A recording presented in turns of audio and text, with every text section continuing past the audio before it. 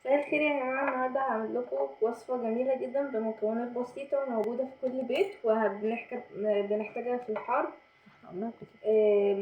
هنعمل النهاردة ايس كوفي. هو مش ما هو اللي هي القهوة الباردة.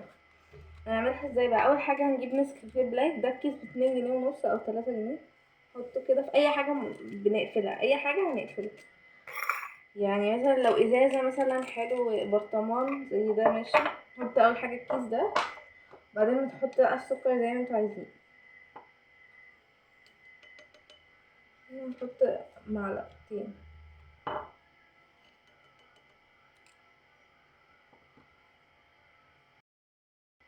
دلوقتي انا حطيت، بعد ما حطينا السكر وال النسكافيه حطينا ميه. نحط قليل ونقفلها في الغطا كده ونركه. ده بيخليه يعمل فوم وبيبقى جميل، بيبقى حلو قوي في الطعم. انما لو حطيتوه كده ميه من الحنفيه على طول مش هيبقى حلو، وهو المطاعم او الكافيهات بيقدموه كده. بعد ما رجيناه بقى كده، بصوا الفوم شكله حلو قوي. ننزل نرج بقى شويه.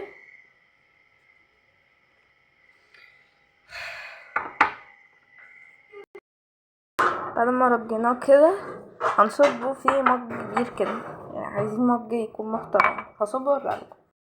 حطيناه في النار هنحط فوقيه بقى نقلب.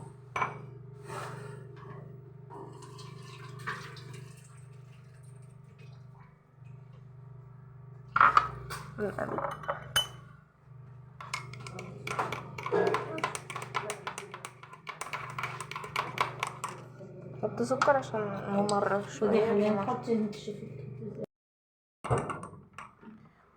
في التلاجة او حطوا فيه تلج ومون ابيتي.